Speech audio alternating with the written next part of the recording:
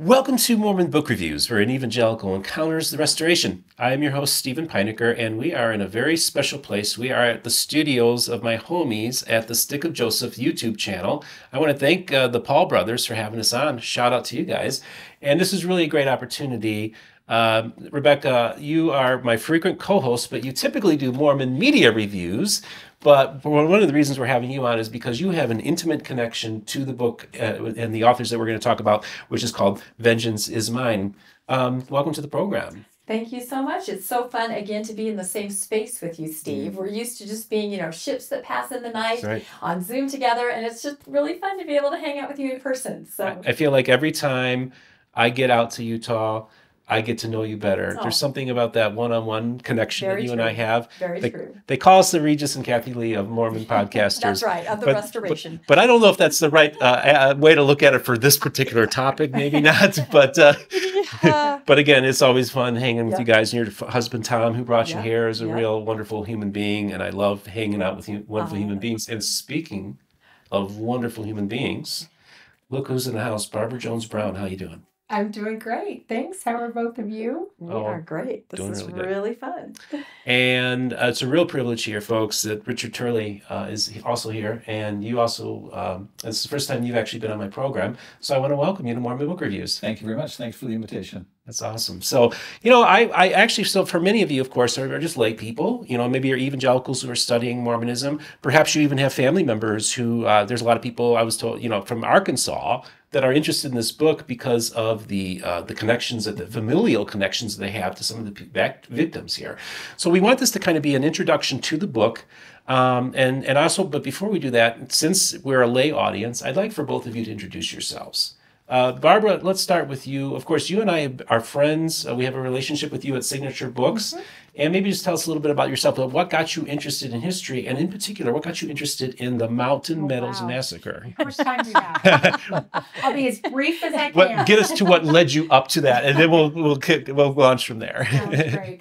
So my background, I majored in journalism and English, and so I was a professional editor for 20 years. And I actually was involved editing some stories or writing some stories about things that my now co-author, Rick Turley, was doing in the Family and Church History Department for the Church of Jesus Christ of Latter-day Saints. That's how we first met. But initially, I wasn't really interested in history. I thought it was boring. But my dad was a member of what's called the Mormon History Association. It's a scholarly organization dedicated to the... What years did he serve? Do you remember roughly what years your father served as the president? Oh, he never was a president. I thought you said. I apologize. He was really into it. I misheard you. Sorry. So whenever Dad would come into town for a conference, I knew that the only way I was going to see Dad is if I went to the conference too. So I started going to MHA conferences, and I started thinking, wow, history is actually kind of interesting. Make a long story short, I eventually turned in a resume to the church history department for Church of Jesus Christ of Latter-day Saints, and 6 months later, I got a call from this man right here. And I said, my husband and I just learned we were expecting our second baby. And so I was like, I'm not really looking for a full-time job right now. We had a 3-year-old little girl as well. And I said, what do you want me? What would I be interviewing for? And Rick said, I want you to be the content editor of my book on the Mountain Meadows Massacre. So I said, I'll be right there. I still was kind of skeptical though, but went in for the interview, and then interviewing with Rick. This was 18 years ago now. I just felt this is something I was supposed to do. I was supposed to take this on. So I was a content editor of Massacre Mountain Meadows, which is volume 1 of this series that came out in 2008. And then after that book came out, I went back to school, got a master's degree in American history from the University of Utah. And then Rick asked me to be his co-author with volume 2, which is called Vengeance is Mine, the Mountain Meadows Massacre and its Aftermath. Okay, so that's how we know you got involved in it. Yeah. And Richard, just tell us a little bit about your background. You have a fascinating story because it turns out you actually have a law background. And so, how does a lawyer go from being, I passed the bar and everything's going great, and then next thing you know, you have this interesting offer made to you? I had a father who was a university professor and a mother who was highly right-brained and read voraciously. And I picked up the qualities of each of my parents. So when I was a child, I read a lot, and my He was a nerd. I was the ultimate nerd. All right, Thank you for clarifying we're all about that, that. And I got involved in lots of subjects. I love to read very, very widely. And by the time I was 15, I was doing deep dives in Latter-day Saint church history, really deep dives. Okay. And that was fascinating to me.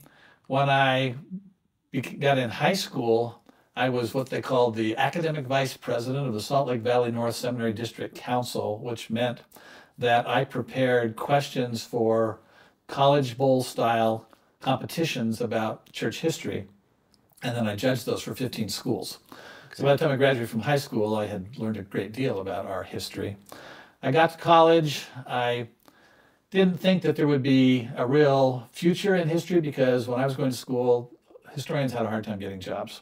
Good. So at my father's suggestion, I became a lawyer. And there really are a lot of connections between what you need to do to be a good historian and a good lawyer. Both groups, both professions are interested in evidence and how you evaluate evidence. So I became a lawyer and expected I would do that the rest of my life and that I would engage in historical things, writing books and so on the side. I graduated from law school in April and took the bar in the summertime, was sworn in September. In December, I received a telephone call from a brand new apostle for the Church of Jesus Christ of Latter-day Saints, Dallin Oaks. Make a long story short, by January 20th, I was the new head of the church history department of the Church of Jesus Christ of Latter-day Saints. So suddenly I found myself with complete access to everything that the church had and with leadership over the whole organization.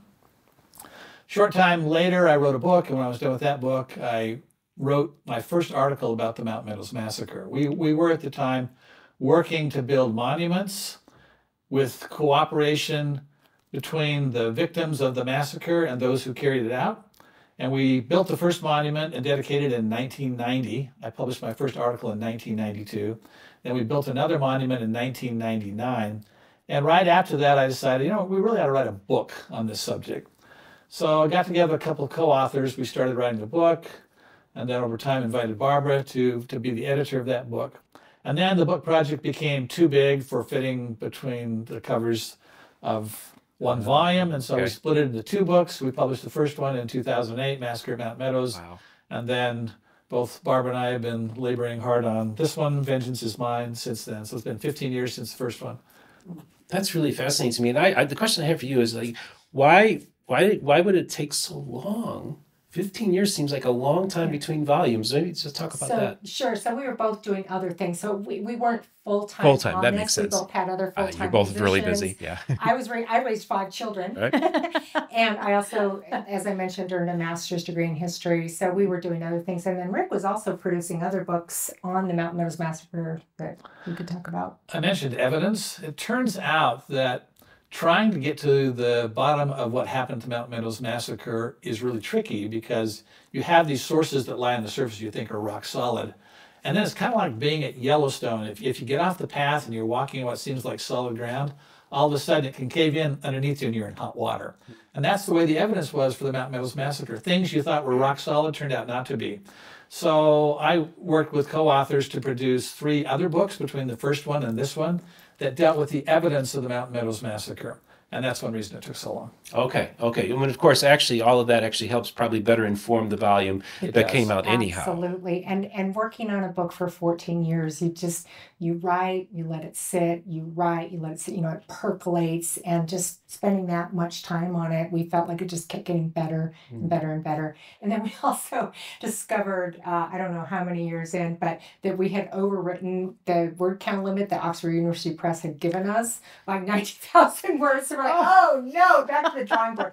So Rick came up with this ingenious system of shortening our footnote citations. Okay. And then also we didn't want to just cut whole chunks because it was all so important that we went by line. Well, we can take out this word here, we can take out that word there. So it's all the same content, but just carefully we went through and condensed it. It got tighter and tighter, and we feel like it got better and better as we went through. So yeah, just a very laborious process. We both had experience editing. I'd been a professional editor myself, so we went through our own writing and just really tightened it up, took out everything that was superfluous. And I think it's a better book as a consequence. I'm often curious is because I've read quite a few books from Oxford. I read Terrell Griven's book by the Hand of Mormon, which I really enjoyed.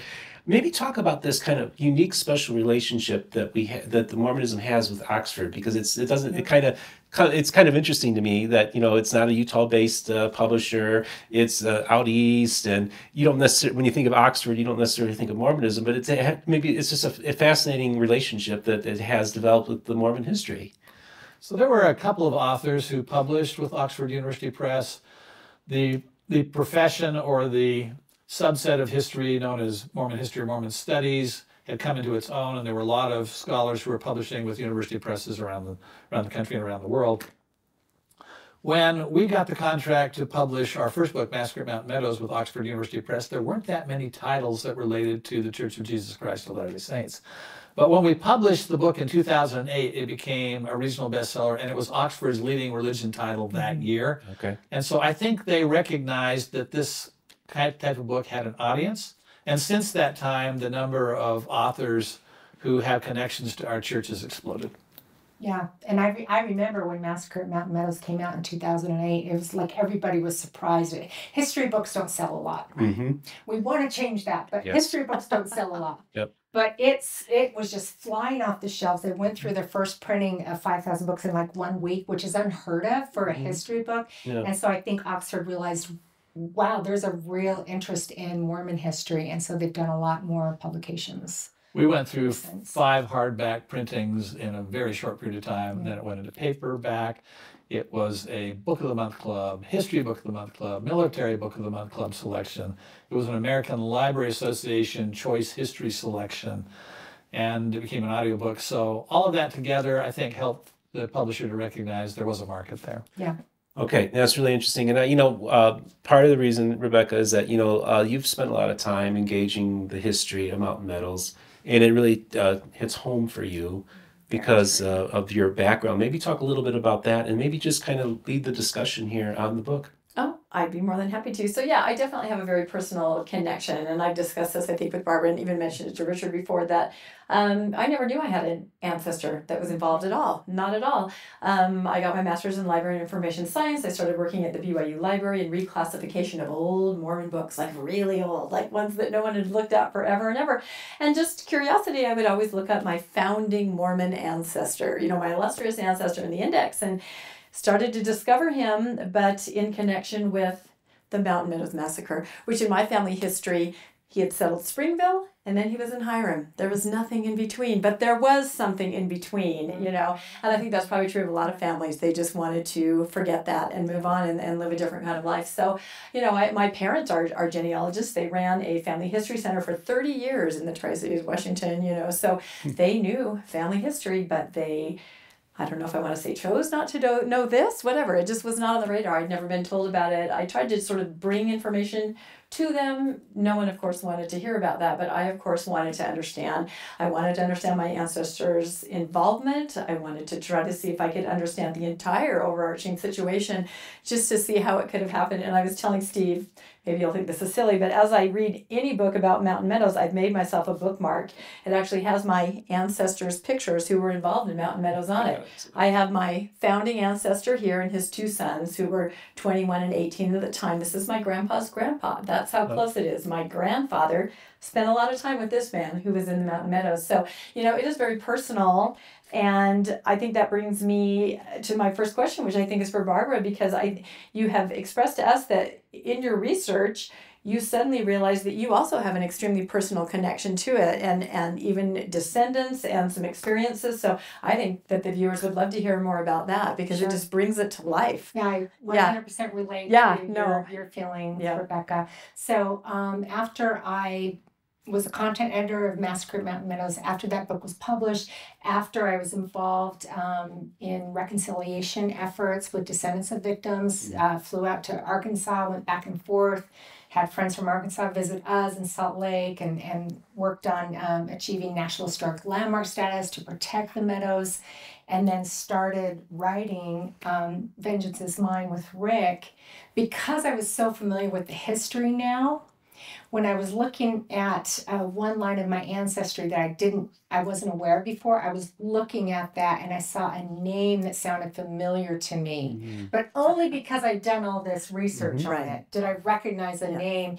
And so I looked and I saw this name that sounded familiar, and he was from Washington, Utah, which was the precursor to St. George, Utah, and he was there in 1857, and I looked in the appendix of Massacre at Mountain Meadows, and I discovered I was a direct descendant of a perpetrator of this horrific crime. So it was stunning, not just to discover that connection, but after I'd been involved in all this, then I discovered I was a descendant of a perpetrator. So that was really crazy. And She cried. yeah. Yeah, you do Yeah. cry. Well, I I'm did just too. stunned. You just can't. Just stunned, yeah. But what's been interesting is since Vengeance is Mine has come out, we've had people reaching out to us who have read the book. They're reaching out to us via email, via social media. You Yeah. are saying, I'm a descendant of a perpetrator. Yeah. I'm a descendant. Like, I mean, countless people. And so it's made me realize that my experience that I just described is not so unique as I thought it once was. If you think about it, we know of about 50 Mormon militiamen who were involved in this atrocity. And a lot of them were polygamous, so had a lot of descendants. Many children. And if you add it up, if John D. Lee, we know 15 years ago, had over 100,000 descendants, just one perpetrator. And that was 15 years ago, so now it's probably 200,000 descendants, and that's just one of the 50. All of a sudden I started doing the math, and I thought, there's probably perhaps more than 1 million descendants of massacre perpetrators. We all just don't know it because we're not familiar with the names of our ancestors. So, and for good reason that they'd almost, like in many cases, the family didn't want to discuss this as well. It was not, that's not something you proudly brag about in your family lore. You don't pass that down. You just try and people hoped that it would be forgotten. Of course, we want to change that today and make sure it's not forgotten and just say, okay, it's 160 years later now. It's okay. Let's talk about it. Yeah.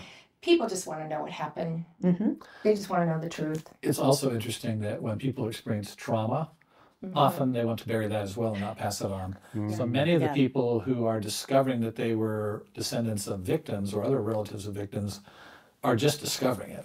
Yeah, they don't know. That's exactly right. It hasn't always been passed down in their families. In their families too.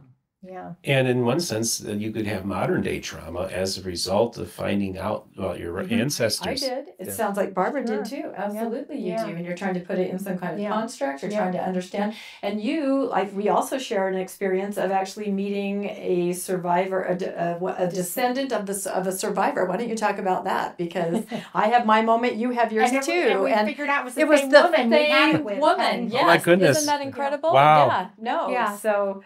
Yeah, so when I was working on Massacre at Mountain Meadows, I was always going down to Rick's office down the hall, and I was just traumatized by we were all traumatized by what we were learning and writing about, and I would always go down to Rick's office and say, I really need to meet descendants of victims. I don't know why. I just really, really feel compelled to meet descendants of victims. I had no idea why.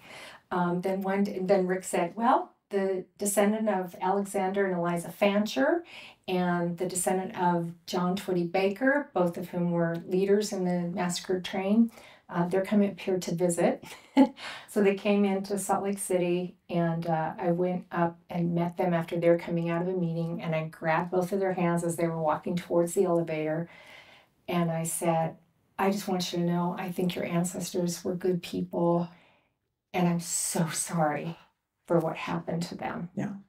And they started crying, and I started crying, and then I realized we were all being healed through this experience of just sharing that with each other.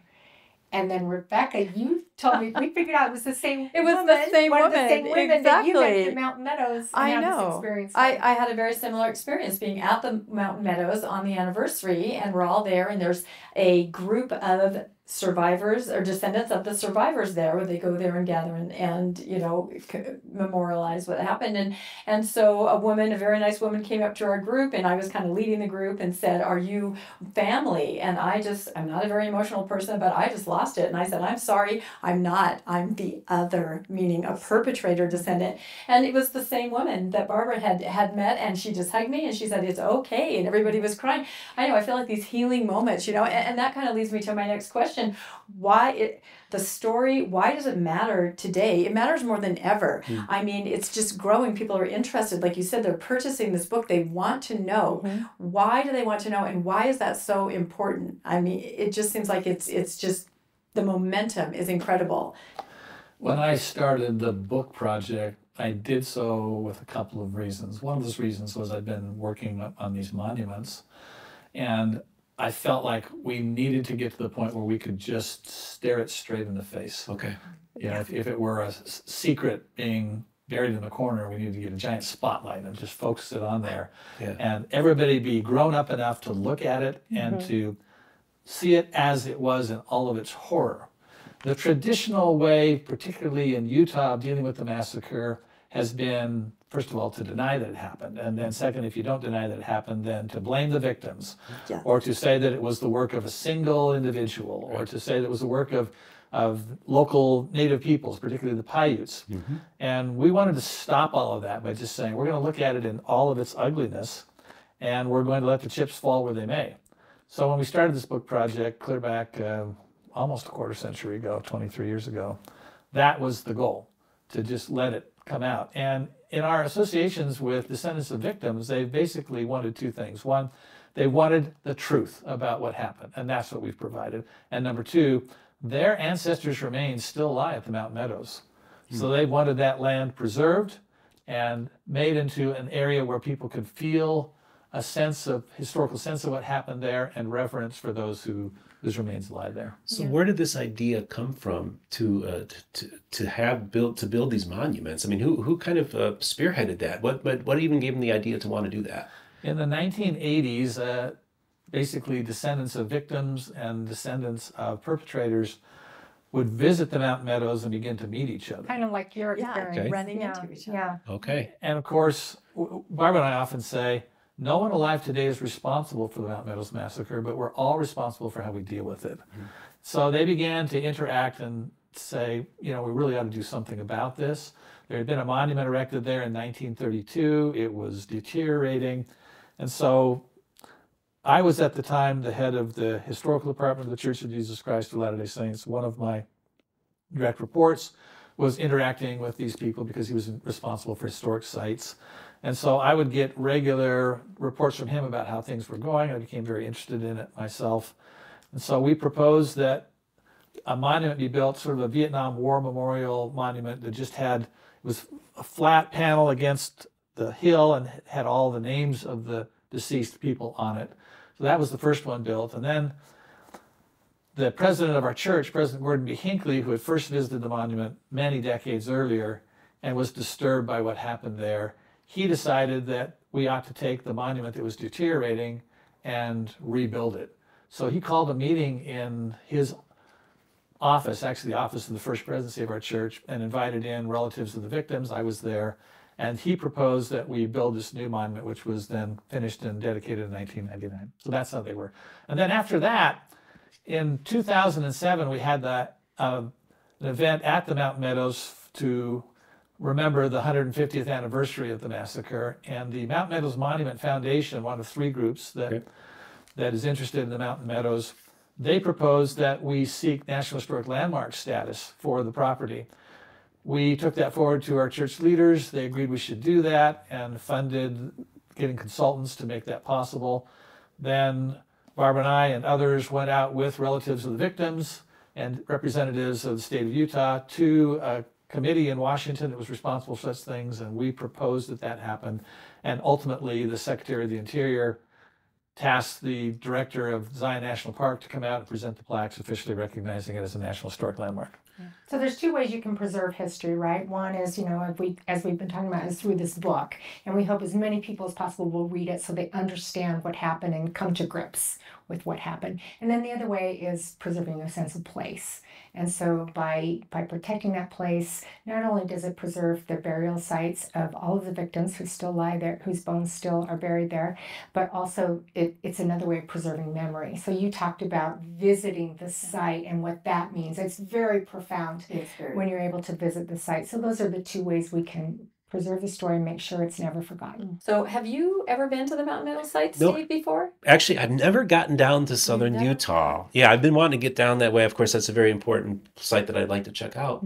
Yeah, it's hard to describe, like what Barbara was saying. And when I went with our book club, the Good Book Club, and we had just read Will Begley's book that time. Yep. About a group of 15 of us went down, and I, like you said, you feel, you're not responsible, but you feel you need to feel do the weight of something, and you feel the weight of it. So I got some little rocks, and I painted "So Sorry," descendant of them, and then I found out Barbara had seen them. I left them, because people leave all kinds of little offerings, beside the monuments because they feel they want to do something. So I left, those little rocks there, and I felt like I had at least said, I know I didn't do it. I know I'm not responsible, but I want you to know that I know, and I'm still thinking about it, and I'm sorry, and I'm going to continue talking about it because it's very important. So, yeah, I think we need to arrange to get you down there, Steve. Okay, so well, maybe hopefully we'll get live there. Mormon Book Reviews from the scene. That would be awesome. It would be incredible. Great.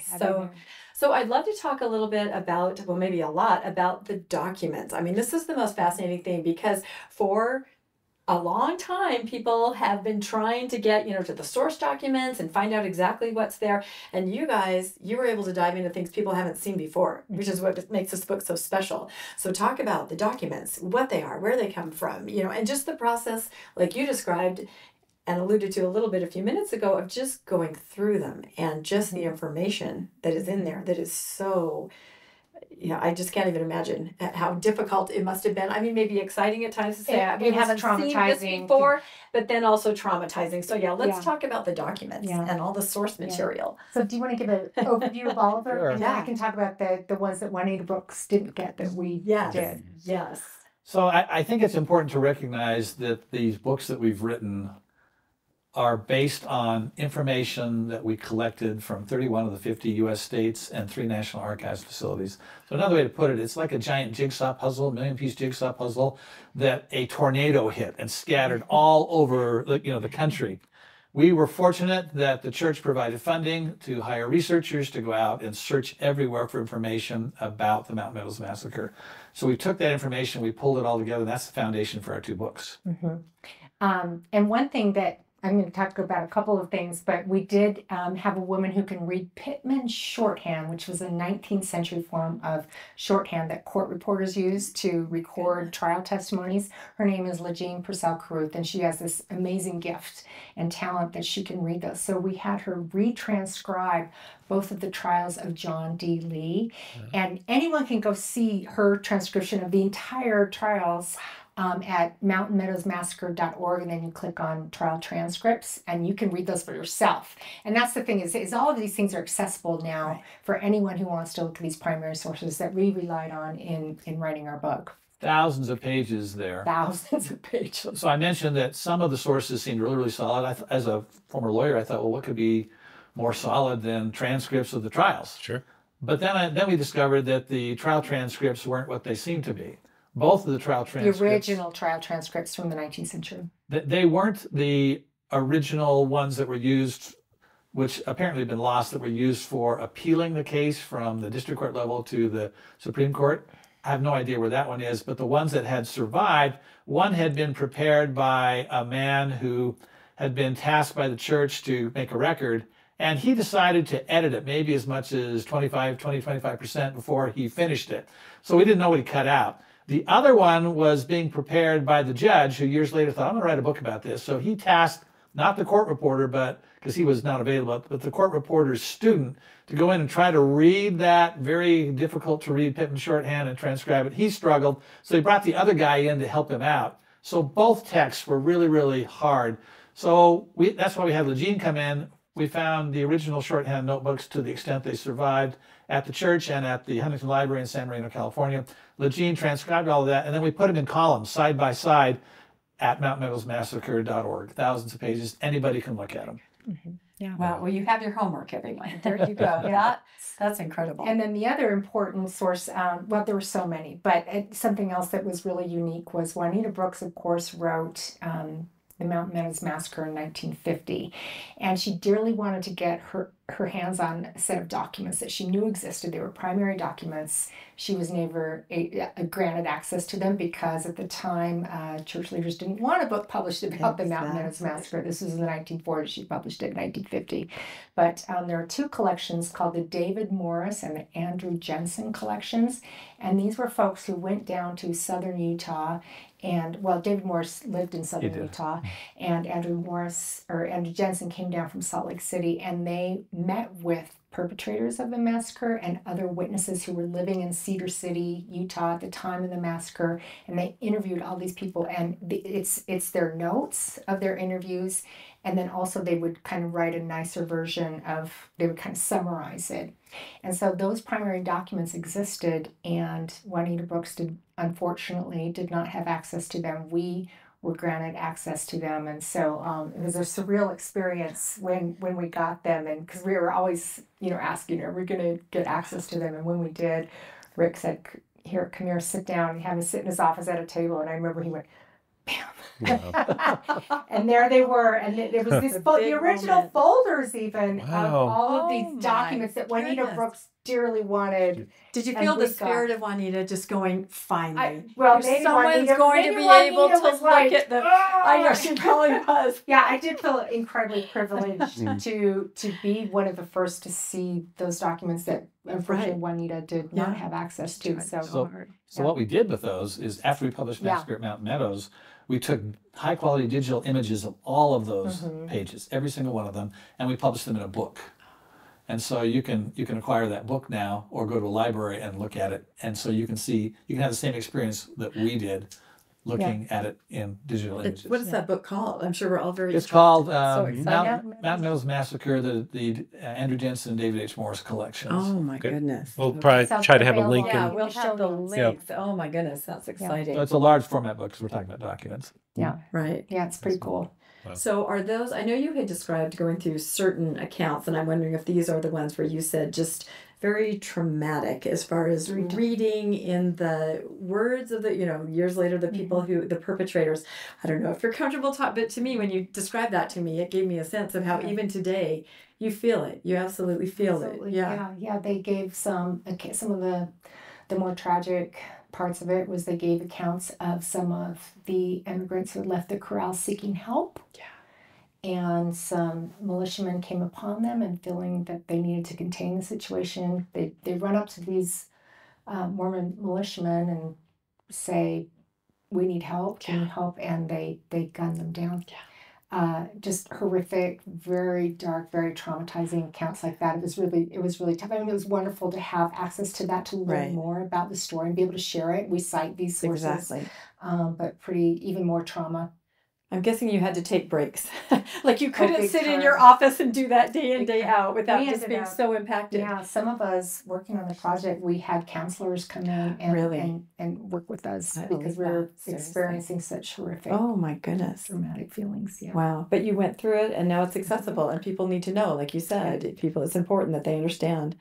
And that's why we labored through it. Yeah. Mountain Meadows Massacre as a subject just sucks the life out It of does.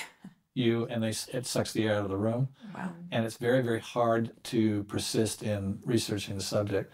We persisted because we knew the story had to be told. Yeah. And I never wanted to hear anyone ever say, "Oh, well, those people were asking for it," or "Oh, those people deserve it." I'm like, read this. Yeah. No one was asking for this, No. and it's completely unjustifiable. So it's worth it to labor through that so that we can change how everyone sees this horrific atrocity. Right. And I think that's one of the really important things is that we had discussed before. There are rumors of why it happened, legends sort of, that still persist today. It was because of this or that or that. And so when you talk about these source documents and how you think they're solid, and then you get in and they're not solid, and some of these rumors then disappear. So maybe talk about, maybe it's a two-part question. What did you think was true that you found out was not, or were able to prove wasn't? And maybe what did you think wasn't true that maybe you found out was? I mean, there must be some things like that where you're just like, you know, of course, as historians, you're going to tell what's there, the good, the bad, and the ugly. So were there any moments like that where you said, you know? Well, I'm sure we both have them. Do you want to start, Rick, and then I'll share mine? Sure. So I've been studying the Mountain Meadows Massacre for, I mean, seriously, I published my first article 31 years ago. Oh my goodness. And I first began reading about it when I was quite young. And in fact, I don't remember a time I didn't know about it. So when you were young, what was the main source of information you had? Juanita Brooks. Right, so it was her book. So that was right. So as a young man, so were you around 15 when you encountered that book? So I probably first encountered the Mountain Meadows Massacre sometime in my teens, but I read that book when I was probably 20. Okay. And that was my first introduction to it in depth. And then I just kept, you know, I had an interest in it. I have an unusual genealogy. My father's mother is from Cedar City, Utah, which was where the massacre was planned. And although I don't have any direct ancestors who were participants in the massacre, because my grandmother is from there, I have these shirt-tail cousin relationships to participants. And on the other hand, my mother's father's from Carroll County, Arkansas. And I spent time as a youth in Arkansas because I lived in Iowa and we'd go down there where my grandfather was born. And so I was tied into that culture region as well. And even though I don't have any direct ancestors who are victims of the massacre, again, I have shirt-tailed cousin relationships to at least 22 of the victims. So I felt a sense of identity with the culture regions, both culture regions. And what I was really interested in knowing is, so what happened? You know, these are people who on any given day could have been friends. What happened to cause one group to do the unthinkable towards the other? So my biggest interest was in finding out the details, because oftentimes the answers turn out to be in the details. And it was pulling together all these puzzle pieces and putting them together like a giant jigsaw puzzle that gradually put the big picture in front of us and allowed us to know what had happened. Okay, fantastic. Yeah, so surprises for me. Yeah, I mean, I first heard about the massacre when I was about 22. My dad told me about it, and he's like, we don't really know what happened. And so I was just horrified to learn that people of my church, I didn't know I was a descendant of a perpetrator yet, but that people of my church could participate in something so horrific. So I always just kind of wanted to know what had happened. So that's one of the reasons when Rick said, I want you to edit my book, I was like, oh, wow, what a great opportunity. So there's two motivations that have been given. The first two motives that were given for the massacre immediately after it occurred in 1857 were from non-Latter-day Saints or people outside of Utah. They were looking for a motive. Why would the Mormons do this? And so a newspaper editor in California in October of 1857, so very early on, they're looking for a motive, and they said, oh, their apostle, Parley P. Pratt, had just been murdered in Arkansas. He was actually murdered by a man from San Francisco who caught up with Parley in Arkansas. So he wasn't even murdered by an Arkansas, but he was murdered in Arkansas. Was murdered in May of 1857. So therefore, this must have been, the Mormons did it in revenge for Parley's death. So that's very early motivation or motive that's given. Right. And then on the Mormon side, the motive that was given was, oh, well, there were some people who died mysteriously at Corn Creek near Fillmore, Utah. They thought it was poisoning. We showed it's actually naturally occurring anthrax in cattle. But the Mormons thought, oh, well, there was this poisoning, some Indians died, and therefore the Indians followed them up and then murdered them at the Mountain Meadows. Both theories, our research debunks both. It's not for either of those reasons. So that was great to be able to debunk those and try and kind of get to the context of what's going on. There's a Utah war going on. There's a Mormon Reformation. There's violent rhetoric being preached, and just see how all these things were a perfect storm that led to this atrocity taking place. And to show you how far we went in debunking these myths, the poisoning one had been particularly persistent in Utah. And so we did vast readings, and we found examples of people who had sores or who had ingested something that caused them to die or had eaten something.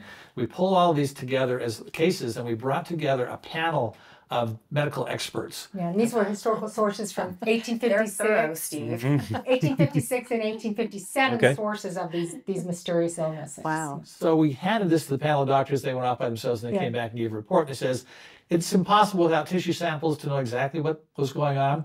But number one on our list is anthrax. They said anthrax, when cattle track it across, and when they die, millions of spores form, and if you happen to be skinning it, you inhale it, you get one form of anthrax. If you have a lesion in the skin, you get another form, or if you eat it, you get a third form. So they said, we think it was probably anthrax. Well, we knew that a young boy, a 14-year-old boy, had died in Fillmore, Utah. Barbara and I had been to his grave, so we came up with this great idea, let's dig him up. I had a friend who had exhumed a couple of bodies, a lawyer. He had done the legal work to have some bodies exhumed of some church members in Mexico whose family wanted him to move to the United States. So I went to him and said, will you do the legal work on this for us? He said, yeah, I'll do it for free. And then I thought, well, we got to get the family's permission. And I thought, see, his last name is Robison. And I thought, oh, the old track coach at BYU was Clarence Robison. And he was kind of the head of the family.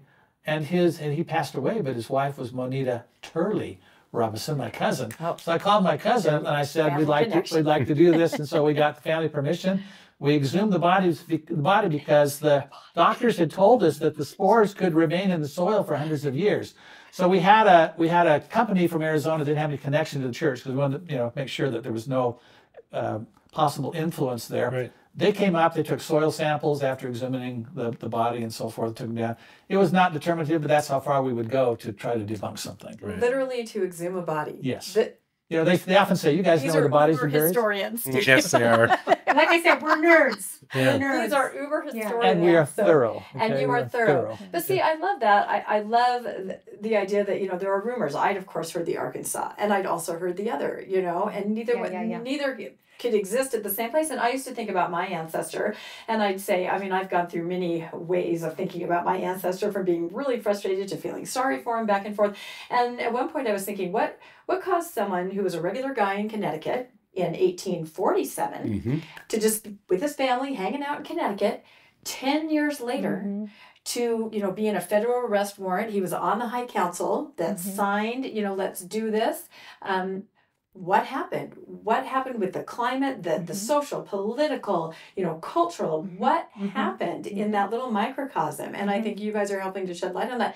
Do you want to maybe just I know we don't have that much time, but maybe just keep it. It's not simple at all. It's extraordinarily complex. Like I said, it was a perfect storm. A perfect storm. Yes, that came together. I think there's several different factors that are going on. The major factor is that U.S. President James Buchanan, in early 1857, determines that the Latter-day Saints are in a state of rebellion. They've got a growing theocracy in the West, and they're also practicing polygamy, two things that go against the American mainstream of democracy and monogamy. And so there's concern about that. Brigham Young is the territorial governor. He's also president of the Church of Jesus Christ of Latter-day Saints. So there's no separation of powers. Right. Yeah. There's no separation of church and He's the state. man. So that's kind of goes against the American mainstream values. And we have the right? Mormon Reformation going on, which is kind of a further. Simultaneously, Exactly. that's another factor. So anyway, so Buchanan says, okay, I'm going to replace Young as governor, which he had the right to do because Utah was just a territory, which that's right. was essentially a colony back then. So he sends a new governor to replace Young and some new federal appointees. And then he also hears that the new governor might not be safe, or the Mormons might resist. So he says, I'm going to send troops to make sure that this new governor is installed safely and essentially to occupy the territory. Right. The Latter-day Saints get wind that they hear, originally it's 2,500 troops are on their way to Utah. And you have to remember, in the 1840s, this doesn't justify the massacre, but this is their mindset, right? The 1840s and late 1830s, they've been violently driven from Missouri and Illinois. And so when they hear troops are coming to occupy their settlements, they freak out and war hysteria sets in. So they determine to resist those troops, and they come up with various strategies to try and convince Buchanan and Congress to pull the troops back. So do you want to keep going? Yeah, and I think for modern readers who are listening to this and are wondering, so why What does that have to do with the massacre? Yeah, and why is it relevant today? I think, to me, one of the most haunting things about studying this topic is that we had people like your ancestor and your ancestor who earlier would have been considered in many ways to be extremely good people. And how is it that really good people can suddenly descend to the point of doing the unthinkable, of murdering other people who should have been the people that they should have treated kindly? And to me, that's the part that's haunting, and the part that we'd like people who read these books to come away with an understanding of how that kind of mob mentality happens. And one way that it happens is that you begin to, you have some type of situation, maybe it's political, maybe it's economic, in which you begin to create a divide between yourself and others.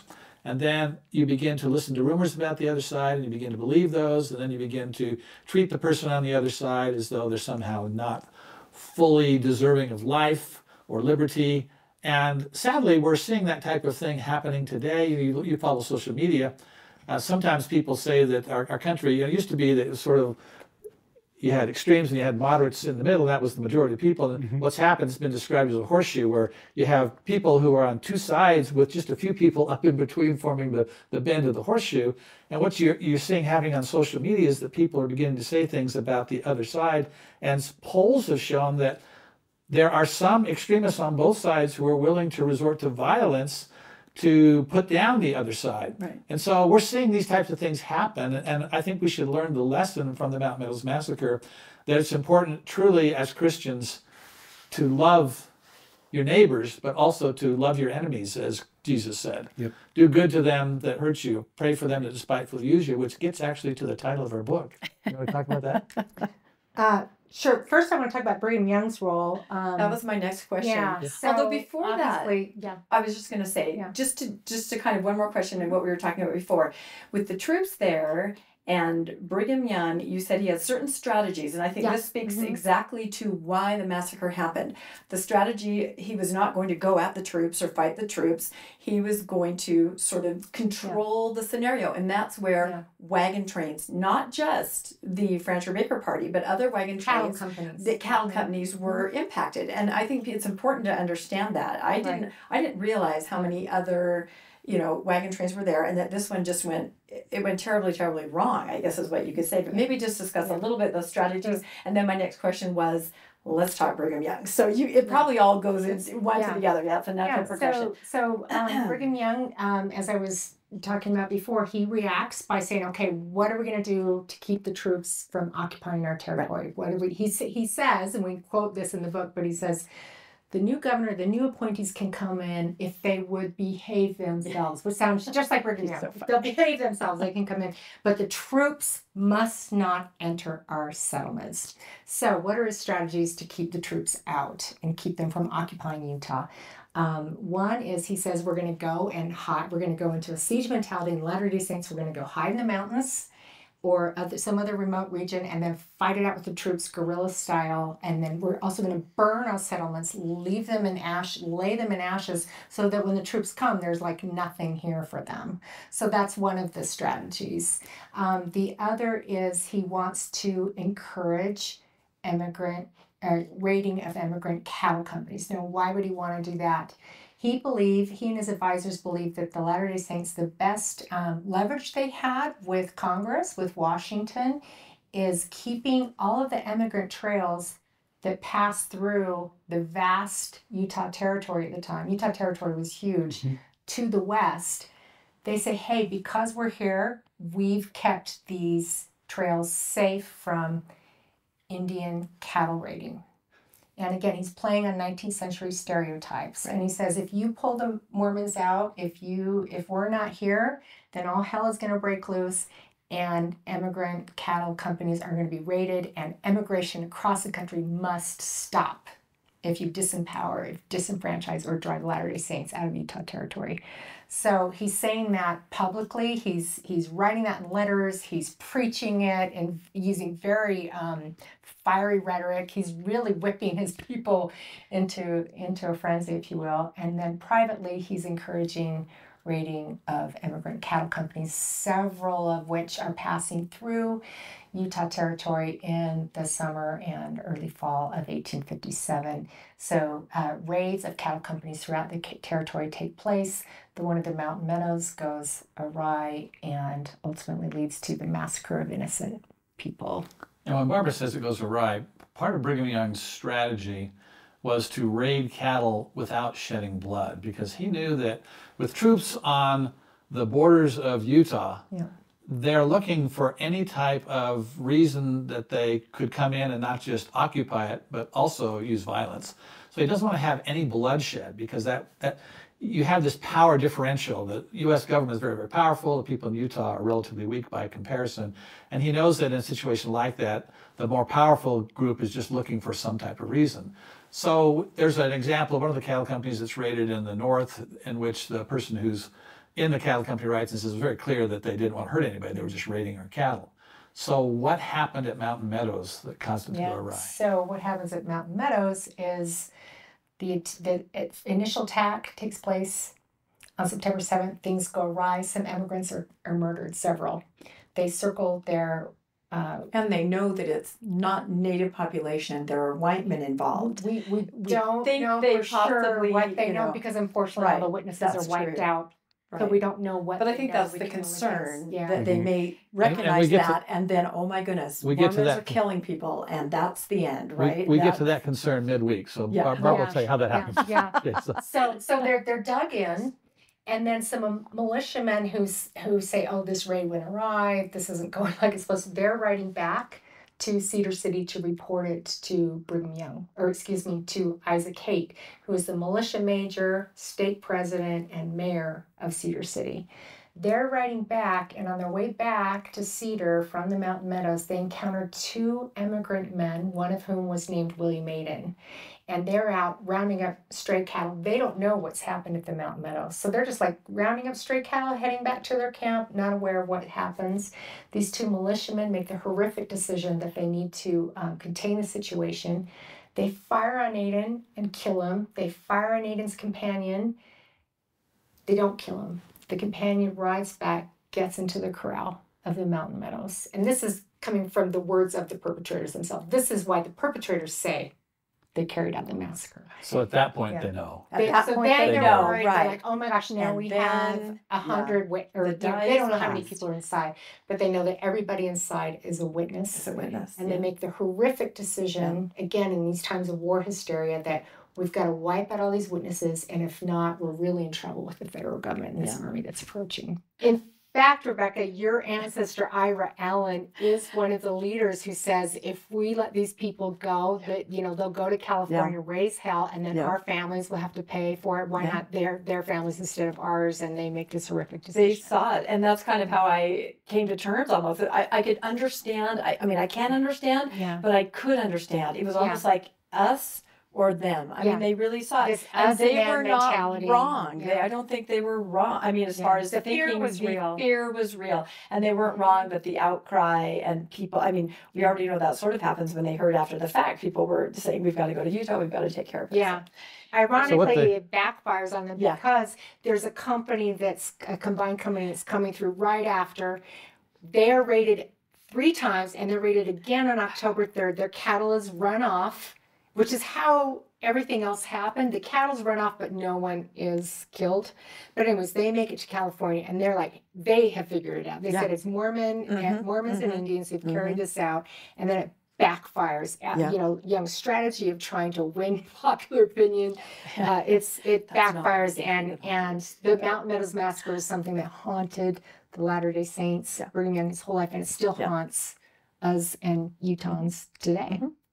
It's generational, the secrecy and the trauma and all of it. And so. And that's why the books. Yeah. We want to, this is a subject that's been taboo in some quarters.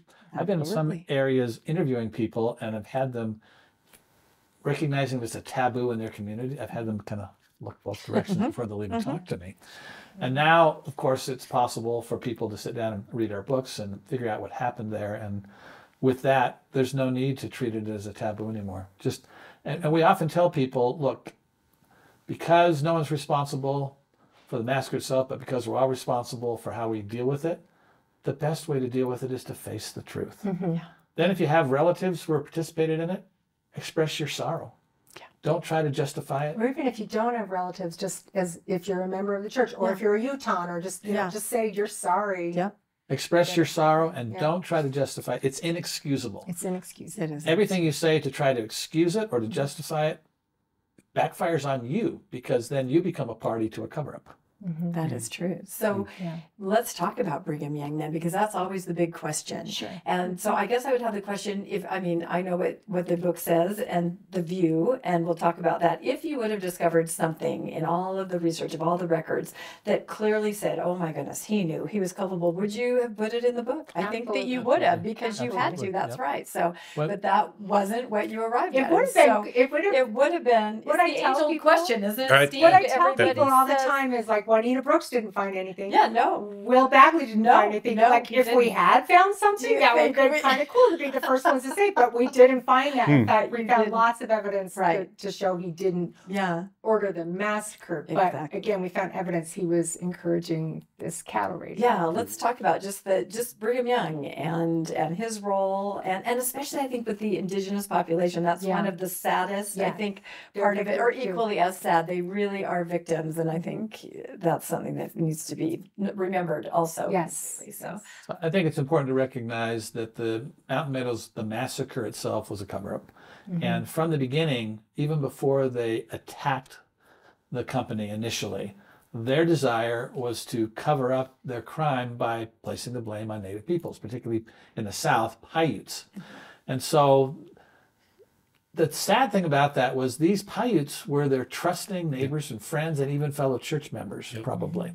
And they decided from the beginning to not only commit a horrific crime, but also to place the blame for that on people who didn't deserve to have that blame placed upon them. And then after the massacre itself, they hatched this idea of perpetuating the lie that all the people were killed by Indians. And initially that's what they said. Everybody was killed by an Indian. There were no white people involved. And so to this day, the Paiutes are damaged, they're hurt by this false accusation that continues to be repeated. I've interviewed people who are alive today that said, yeah, when I was in school, the descendants of people I knew, white people who I knew participated in the massacre, would come to school with a diorama of the Mountain Meadows Massacre, all these wagons in a row, and would call us as Paiutes wagon burners and say all these terrible things, when I knew that it was their ancestors who did it. And they were still placing the responsibility on me as an Indian. And so I think that's one of the things we have to do, is we have to place the blame where it properly belongs, which is on the local white leaders who planned it and carried it out. I think so. Yeah, and in that sense, the Paiutes have, as a people, have been victimized as well, and we hope to change that narrative as well. Well, and this is the thing. I mean, the church's role in this too, because the church is the most powerful institution in the state historically, and was back then as well. And maybe just talk about the role that the church played in covering things up, but the role that the church has played in helping open this whole thing up as well. So I think the first thing to recognize is that the main perpetrators were all Latter-day Saints. Yes. Okay. And so they made an effort to cover it up. And their statement that this was all done by Indians, that becomes sort of the standard believed rationale for what happened for many, many years. And then as time goes on, there's investigation. Brigham Young, by 1859, Brigham Young has figured out something else is wrong. There's more to this. He sent some apostles down to take a look at what happened. Jacob Hamlin comes up and tells them a story that happened, didn't agree with what initial report that he got. So by 1859, he's saying, you know what, we need to bring this into court.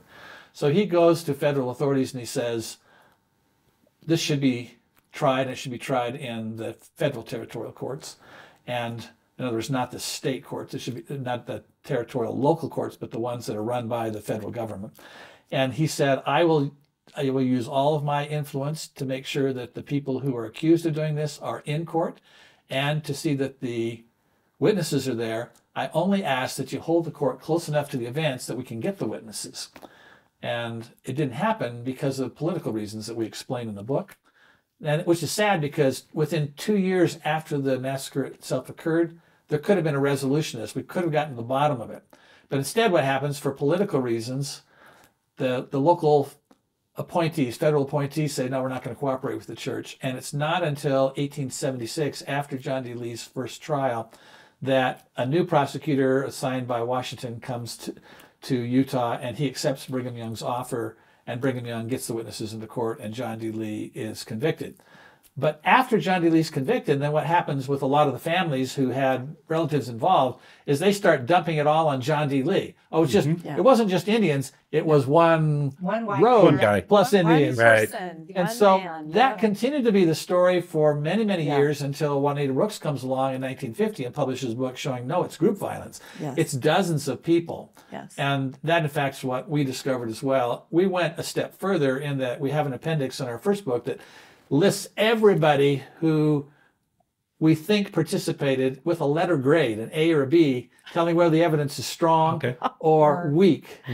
And so if you think you have a relative who's in it, you can go to that appendix and look it up. I'm guessing mine has an A. It does. I can tell you that, but he's an A. So does mine. And so does yours. I thought it was interesting when I was reading the, like I said, the trial transcript, the first, how do you pronounce his name? The Klingensmith.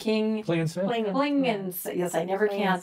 And, you know, he was talking about my ancestor, and they asked him, well, where is this man today? And he said, well, I don't know, you know, because my ancestor very quickly hightailed with a wagon off to Hiram. And so, you know, I think a lot of them just scattered, you know, they just scattered to the wind. So one of the federal investigators that we've been talking about that comes down in 1859 to research and investigate the crime, by the time he gets to Cedar City in 1859, he says that the city is almost desolate.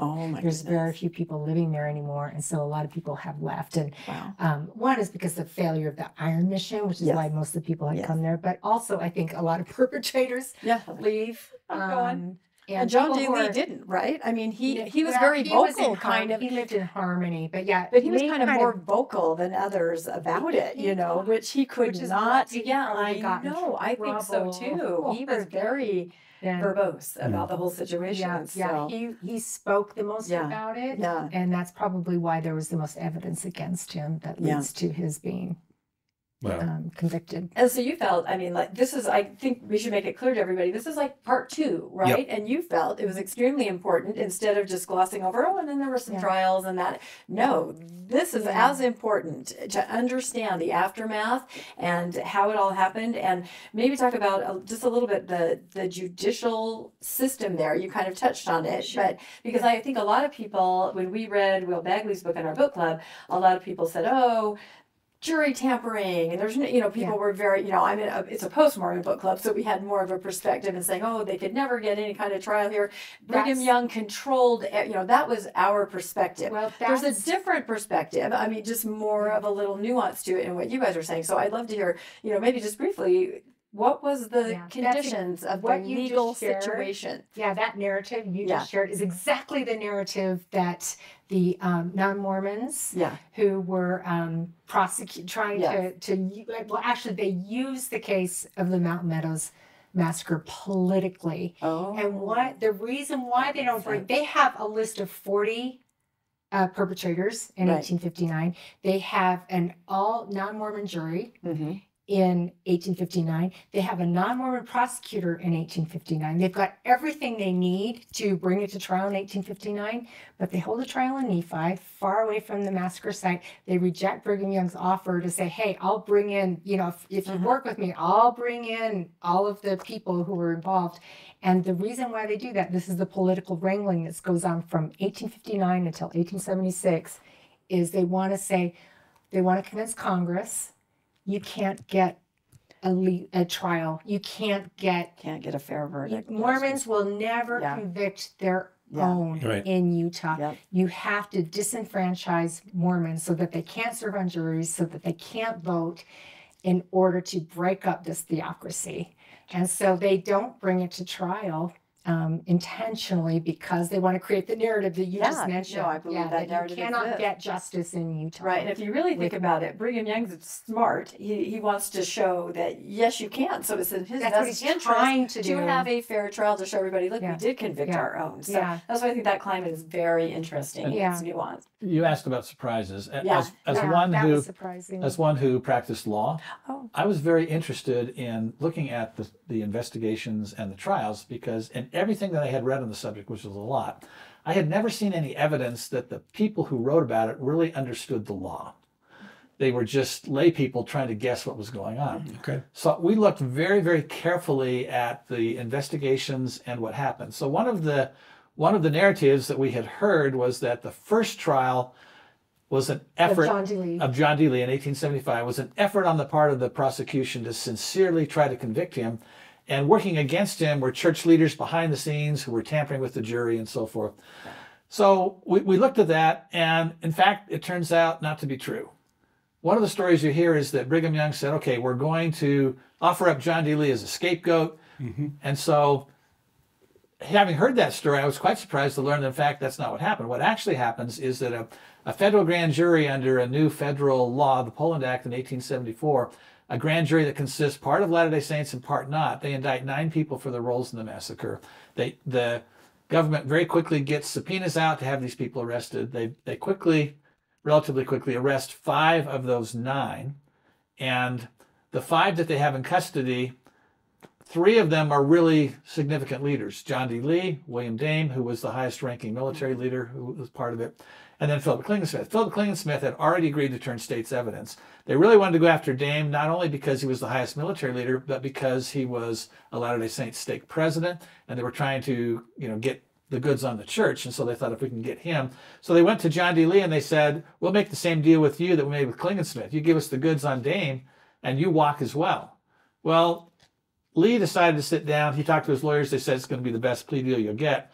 So he sat down to write a confession. It was a really thin confession. They rejected it. And then they said, well, since you didn't give us the goods on Dame, we're going to go after you. So that's how Lee ends up being prosecuted. And nothing He's at all. furious when they don't accept his confession and let him walk. So it has nothing at all to do with Brigham Young. And then the trial itself, when it comes on, it turns out that the prosecutors are deliberately, for the reasons Barbara described, trying not to convict Lee. They want a hung jury because Congress has given them a law, but it's not as tough as they wanted. They wanted to be able to go back to Congress and say, see, they couldn't even convict somebody like John D. Lee. So they deliberately throw the first trial. And then they go back to Congress and say, see, it didn't work. And Congress said, not buying it. And they sent out a new prosecutor in 1876. He accepted Brigham Young's offer of help. And then again, the story is, well, but that was an evil deal in which they agreed not to go any further than John D. Lee. Just prosecute John D. Lee and call it quits. A scapegoat. That turns out not to be true. We found evidence that both the prosecutor and the judge for years thereafter are continuing to go after people. It's just that they can't capture the ones who are still on the lam. That was a big surprise for me. I always thought, okay, case closed, John D. Lee's executed, it's over. But yeah, they keep going. And Sumner Howard is even trying to get Brigham Young. He's still trying to get evidence on Brigham Young. He never finds any. But yeah, they keep going and they just never get anyone else. So what happens is that because it has this political value, they're going after the Mountain Meadows. But George A. Smith, one of the senior church leaders, dies in 1875. Brigham Young dies in 1877, a few months after John D. Lee is executed. And at that point, the case ceases to have political value.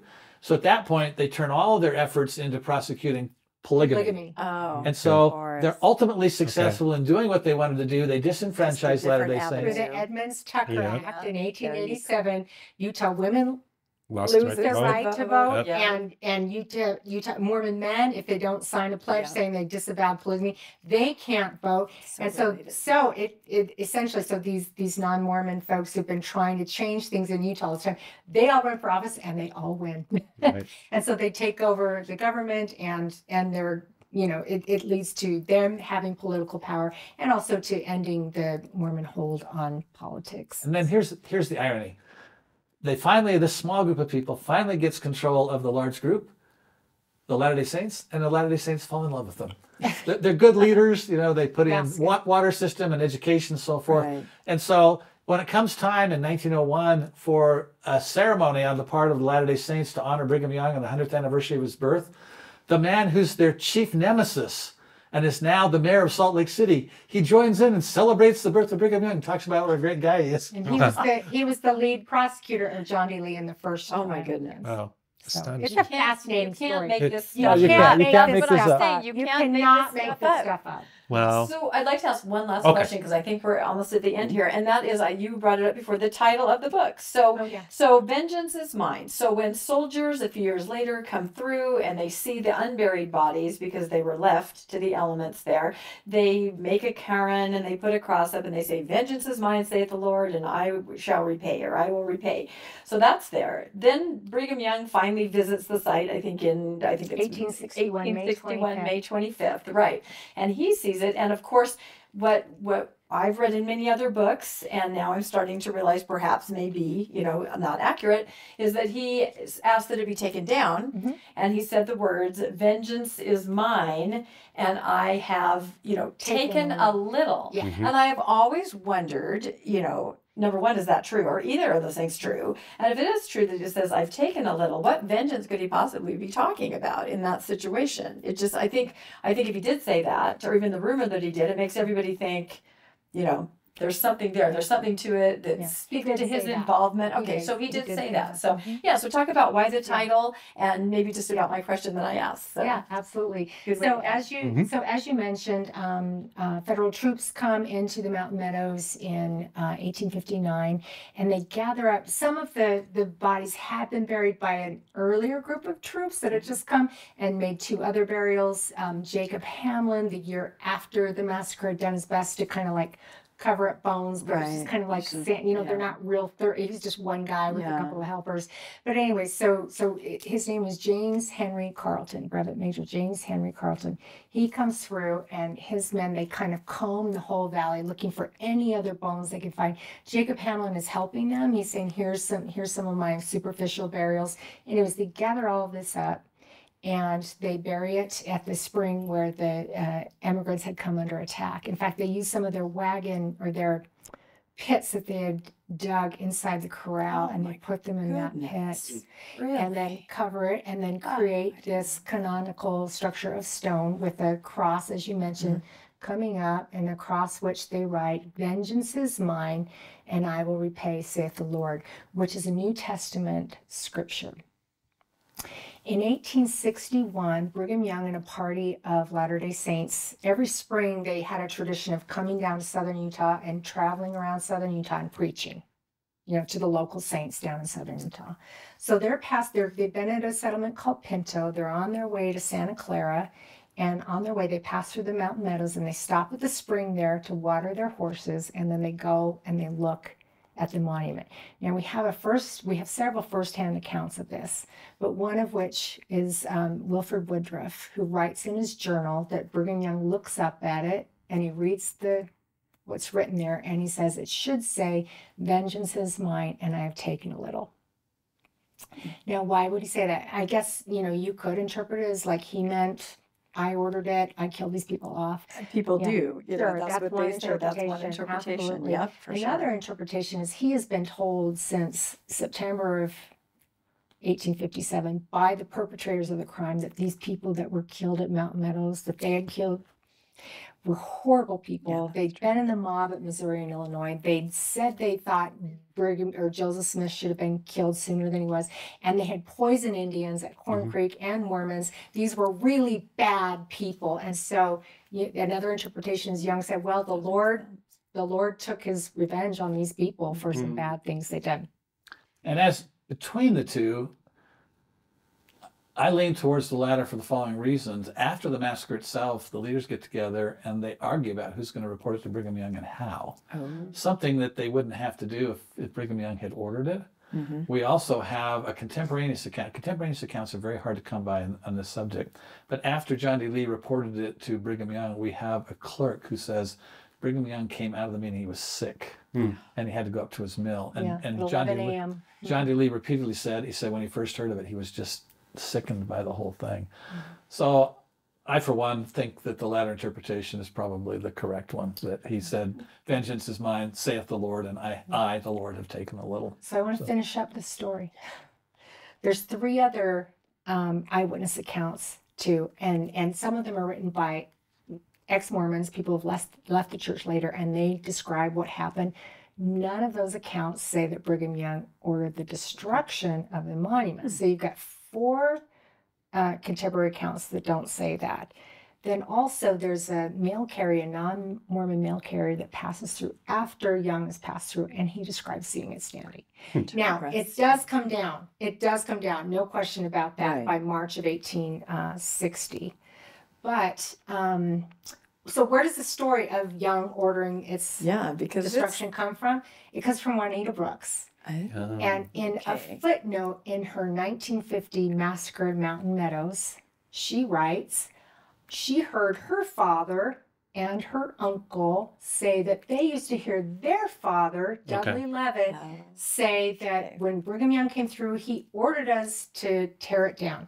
That is the earliest source that says it was torn down, was this 1950 folklore that Brooks recorded. Well, that makes sense why so many people think that's true, because that was the source. That was the book. Dudley Levitt, he was a perpetrator. He may have been one of the ones that tore it down and said, oh, well, Brigham told us to do it. And in fact, we'll never know. We dedicate our book to Juanita Brooks because she laid the foundation. She did. But she had the courage. But the area in which she made the most mistakes folklore was when she published folklore and not facts, and that's one of the folklore pieces that she was fascinating. Right. Well, I want to thank you all for coming on. I do want to ask you one final question that a lot of people have made this observation, is that the church, you had Leonard Arrington, and then the church has started hiring lawyers to be in charge of the church historians department, and many of them argue it's because of Hoffman, it's because of difficult issues like this. That's what people say all the time. I'd like for you to address that. So I don't think that there's been a conscious decision to hire lawyers perpetually instead of historians. And in order to understand that, what you have to understand is that Leonard Arrington was never the head of the church history department. He was the head of the history division within the church history department. He had the title, which had been held up here. Then after Joseph Fielding Smith was no longer the church historian and Howard W. Hunter came in, he was not comfortable with that role. So he decided to modernize the department and ended up creating 4 divisions within the department. A history division that wrote history, an archives division that oversaw the non-published records, a library division that oversaw the published records, and an arts and sites division that oversaw historic sites and arts. And each one of those divisions was assigned a director and sustained in general conference and given a descriptive title. So Leonard Arrington was called the church historian because he was over the historians. The church archivist was over the archives. The church librarian was over the library. And the church curator was over arts and sites. So Leonard Arrington's position was here, not at the top of the department. There were always general authorities or others there. Now, since that time, we have had numerous PhDs at the same level as Leonard Arrington or higher. It's just that most people don't understand the structure of the department, how it was organized. So that idea that they've never hired, that's just simply not true. We have more PhDs who are operating in positions like Leonard Arrington's or higher than we've ever had before. Well, thank you for answering that question. I would say if there was a way to make that information public, that would be great, because I think it is a huge... Well, they come on a program here. Should be on this podcast. No, That's I right. do too, because I mean, thanks for asking the question. You've got to know it's almost a joke that people say, "Oh my gosh, the new church historian is an attorney," And I think if they were to make announcements in the church news and say, "Our new head of church history, here he is, here are his credentials," I think that people would be a little more comfortable with that. His name is Matt Grow. Yeah, exactly. And here he is. That's right. But all most people get are the, "Oh my goodness, another attorney." So if Leonard Arrington, Such a good question. if Leonard Arrington were there today in the exact same spot, he'd be reporting to Matt Grow, who has a PhD in history from Notre Dame, and his predecessor was Reed Nielsen, who also has a PhD. So isn't that interesting? This idea that only lawyers get that role is just simply not true. But the title of church historian, though, has been an attorney starting with Marlon K. Jensen. And has been a general authority. Yes. And so that's the difference. The confusion is how the title was taken from this level to that level and then brought back to this level. So people think that these were all on the same level. Right. Okay. They weren't. It's internal structure. Always confusing. Well, I'll tell you, this We learned a lot. we did learn a lot today. I hope all of you did too. I'd like to hear your comments and let us know what you thought about this interview. Plus, I want to make sure that we're going to have links in the description for those of you who'd like to purchase this book. Barbara Brown, Richard Turley, welcome. Thank you so much for coming onto the program today. Thank you very much. Thank you so much for having us, and thank you for giving us the opportunity to share this story. Well, that was awesome. Incredible. So, folks, I just a reminder, don't forget to like and subscribe and hit the notification button when a new episode comes out. Also, don't forget, we do have our merch store, MormonBookReviews.com, where you can get the, you forgot your hot chocolate mug. I didn't bring my mug. I'm so sorry. But we do have a hat. Steve. I usually have So it. check out MormonBookReviews.com for our merch store to purchase things. Also, don't forget you can financially support the channel on Venmo, PayPal, as well as those of you who are Patreons. And I want to thank all of you who are supporting the channel. But remember, this is the most important thing is this, folks. Remember, all the voices of the restoration will be heard here on Mormon Book Reviews.